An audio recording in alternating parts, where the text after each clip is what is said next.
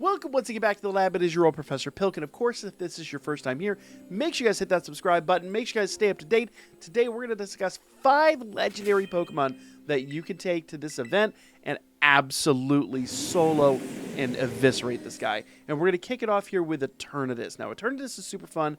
I'm using a Poison Barb, his original Poison type, and Poison Tera.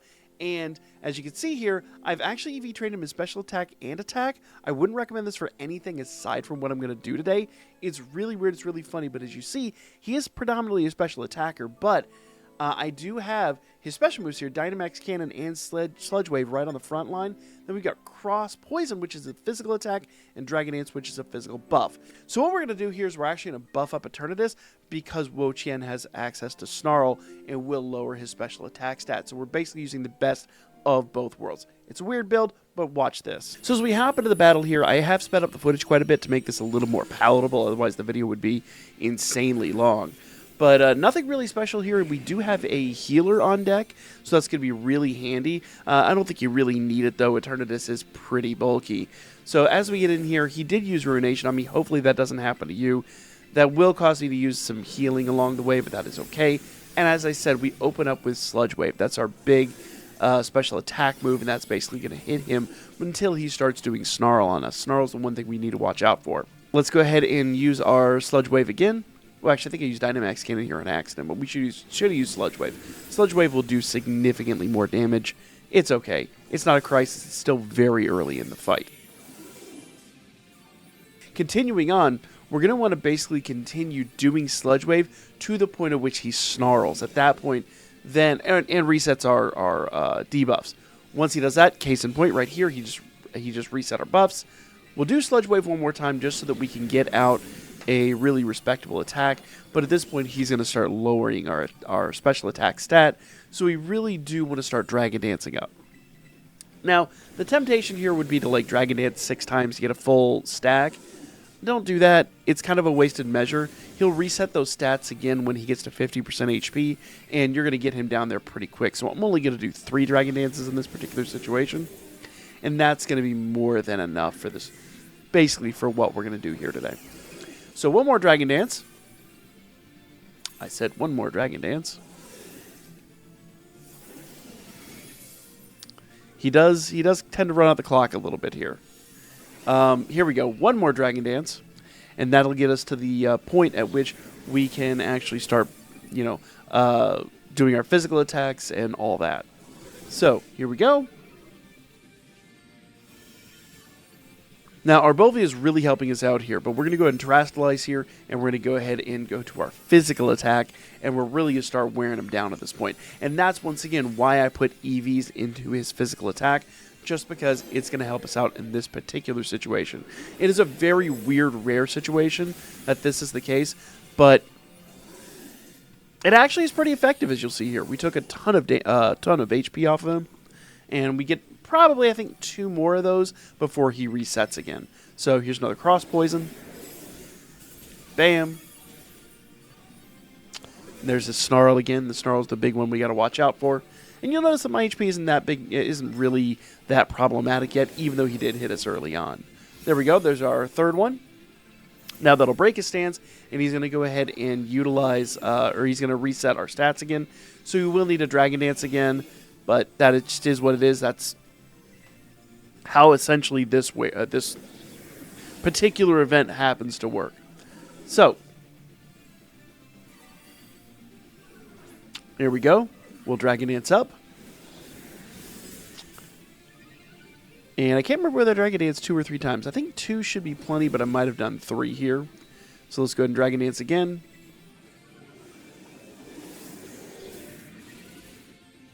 You can either Dragon Dance here, or you can go for the attack. We are a little low on both HP and time, so you do want to consider that in the equation. But all things considered, he is charging his energy a bit early, but that's okay. We'll do a Cross Poison here, and you'll see this basically knocks him out. Boom! 1 more of those, and he's done. Now, this is a personal favorite here. For this one, I went with Kyurem Black. Now, this is one that you probably won't have a lot of access to unless you've done the extreme late game, unless you've got the DNA splicers and all that. But he's a really fun Pokemon to run. I actually brought him up from Black and White 2.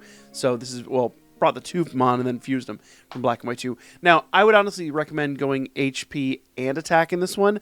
I don't have enough items to go into HP, so I only did attack. And as you'll see here in a moment, it's more than enough. Our main DPS is going to be Freeze Shock. We're also going to use Dragon Dance. And at the beginning of the fight, we have Avalanche and Ice Fang. Basically, Avalanche is in case our initial moves just kind of don't do what they do. Mostly, it's going to be Ice Fang and then the other move. So as we hop into the battle here we go. Ooh, this is fantastic. We have Arcanine and Tauros. So essentially, that attack stat is completely eviscerated. Now, he is a physical attacker through and through, so we're not really worried about Snarl. Snarl's not a question here. We're just basically going to be building up and taking him down. He hit us with Ruination again, which is, what are the odds of that twice in a row? Avalanche has a chance to be a lot bigger hit, but it also it also does a lot more. It also has like a 70% chance of hitting, so it's not great. Ice Fang's a much better option. I think it's like a 95% chance. So Ice Fang would probably be the better one to go with, just for the sake of getting everything off here. There we go. Excellent. Excellent. So far, so good. Now, I do want to include here that I have used the Never Melt Ice on him, not a Shell Bell in this situation. In fact, all of my builds here are using items that are not Shell Bell, because we use Shell Bell all the time. I wanted to kind of mix this one up a bit. So, the next hit here, we're going to kind of build up to a really, really, really big hit. And that's kind of where we're going with this. So, on the next turn, we'll do a Dragon Dance. Now, I am going to Terastallize here. You don't necessarily have to if your HP is a little low. You don't want to lose the opportunity here, but honestly, this fight goes so quickly. If you do take an L, you probably, with rare exception, probably aren't going to do terribly well here. So, let's go ahead and continue on. We'll do another Dragon Dance. Now, do remember, he's not going to reset our stats until 50%, so we have a lot of time to kind of just do what we feel like doing here. So here's Dragon Dance number 2. Let him just kind of do his thing. He's about getting to the point where he's going to start just commanding a lot of the clock, so do be aware of that. But here's Dragon Dance number 3. And we're not worried about his Snarl. His Snarl is not a problem here. Dragon Dance number 4. Yes, guys, I am going to go pretty much all the way with this one. I'm going to do something really silly here for the sake of the memes. Dragon Dance number 5. There we go.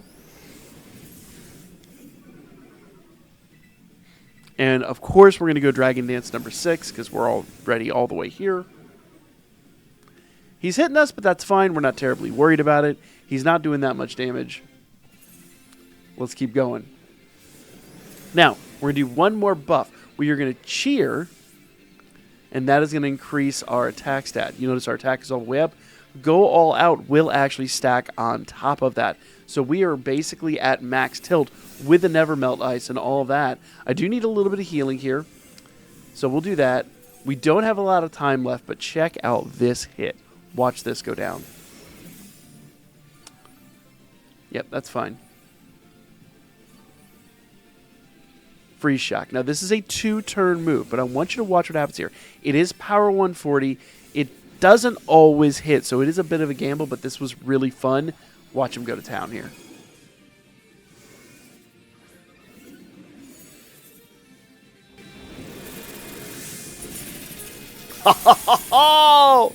And that was that. If we actually set that up a little better, that could have been a one-shot. Now, one problem I had is there's no bug legendaries at all, period. But I really wanted to try it. I needed to use the Tera, so we put Arceus in here. That's right, Arceus with the Insect Plate to give him the bug type and a bug Tera. Give him attack all the way up once again. His stats are kind of all over the place. I do need to clean him up a bit.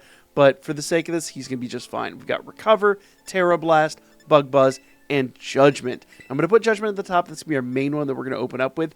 Tera Blast will also become a bug type. So both Judgment and Tera Blast become bug moves. And then we got Bug Buzz just in case. So let's go ahead and really, let's just get into the fight.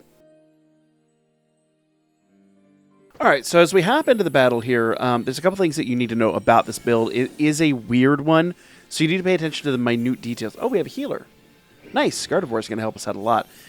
So the main thing is we have Judgment, which is a special move. We have Tera Blast, which actually will become a physical move later on in the battle. We are going to open up with Judgment, and the best part about Judgment, just like Tera Blast, is it will become a bug move. It actually is dependent on the plate that we're holding, but because of that, it will be a bug-type move. So we're going to do that early on several times in order to basically build up our first kind of, I guess, round of offense, for lack of a better way to put it.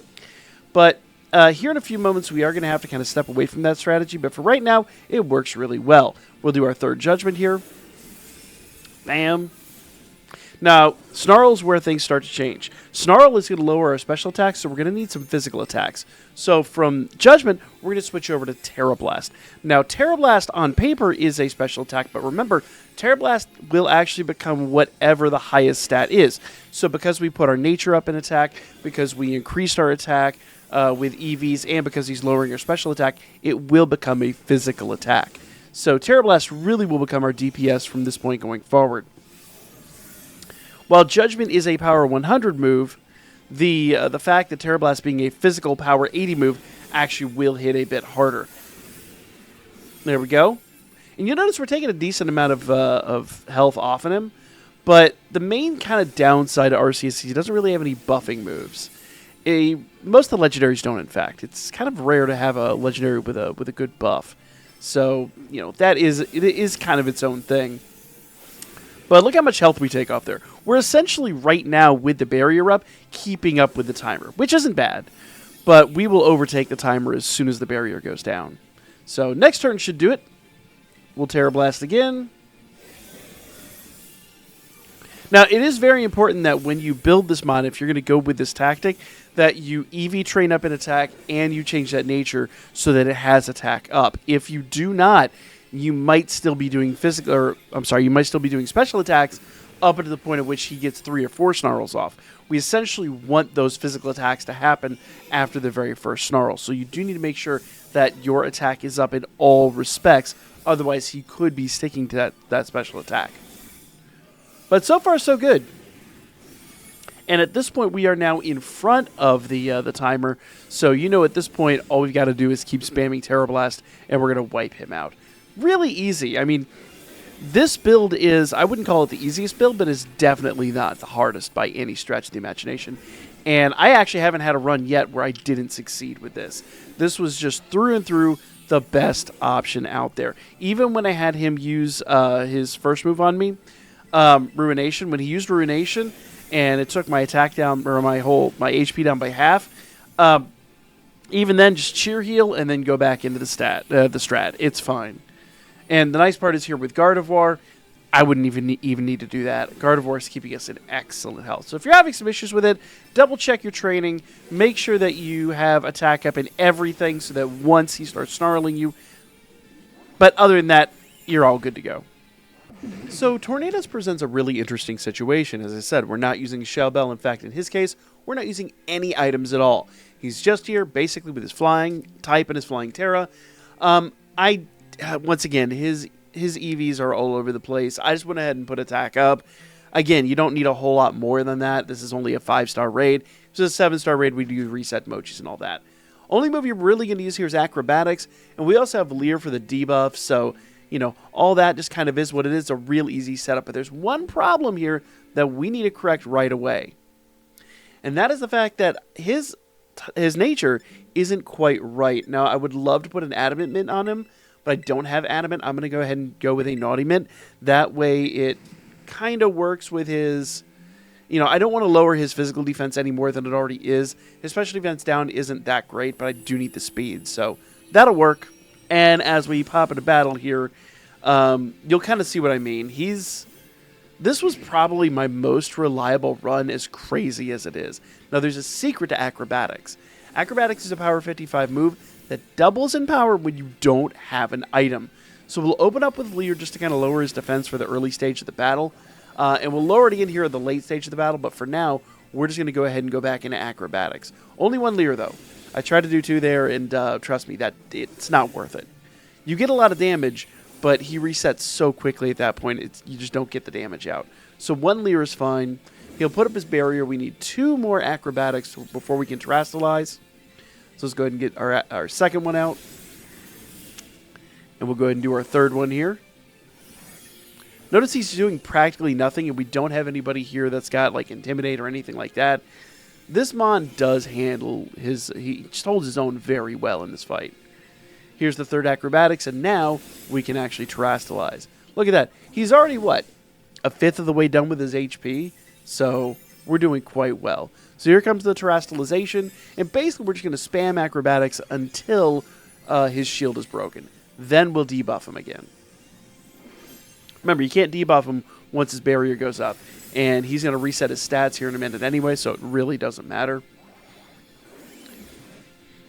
But look how much damage Acrobatics does. It is a crazy big move. It's a huge gamble because, you know, not having an item does kind of leave you kind of out in the open a little bit. But with the amount of damage it does, it's just insane. There he goes. His shield is broken, and now we can actually leer him and start taking him out. Doesn't matter. His reset on us doesn't change anything. We haven't buffed ourselves at all. So now that he is down just even one, you'll watch his health just absolutely dissolve. It's in fact pretty hilarious. I'm going to say two more. I want to say two more hits and he's done. So here we go. Another Acrobatics. And maybe three more. Either way, it's probably the fastest way I've found to beat him, at least solo, which is hilarious, frankly. No items, just a very standard build. Nothing too crazy, and we're done.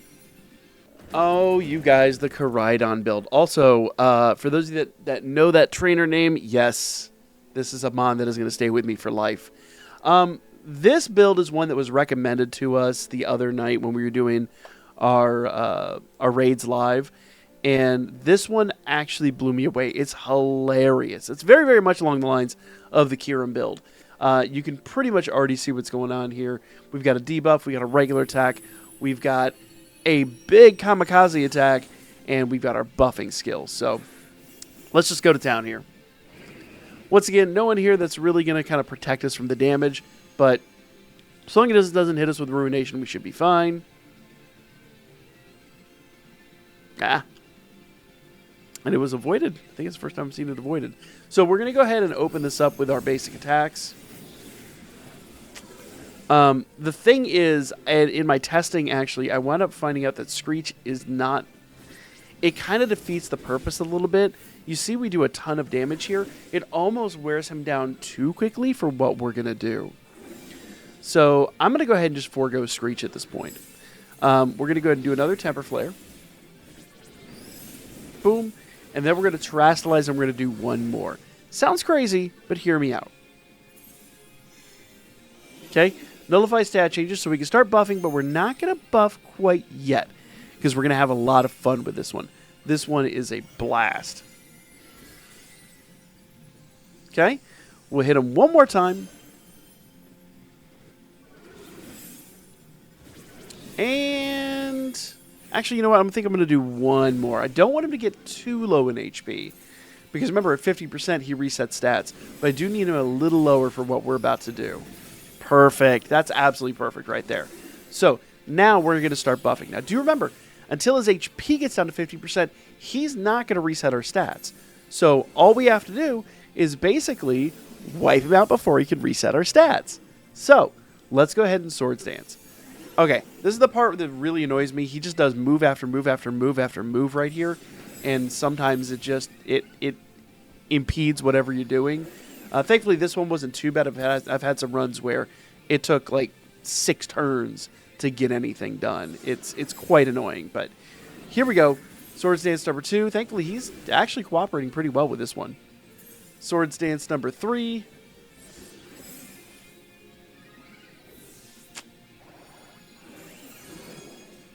And now, if you remember back to what we did with Kirim, we're going to do something a little special here. We're going to go all out. That's right. So we're buffed entirely, and we got our cheer buff, And we're using charcoal, as you saw earlier, so we're going to go ahead and hit him with a Flare Blitz.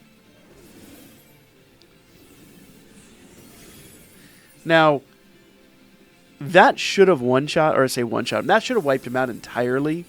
We must have had a low roll or something, and his shield was, on paper, down, but in reality still up. But doesn't matter. One more hit and he's done. So there you guys go. That one was super fun. If you play your cards right and you get a good roll on that, I think I just got a really low roll on that, but if you get a good roll, you'll actually basically wipe him out right then and there. Super fun. Absolutely love it. Koraidon and Kyurem, just super strong units. And yeah, those 5 legendary Pokemon that you could easily take this dude out with.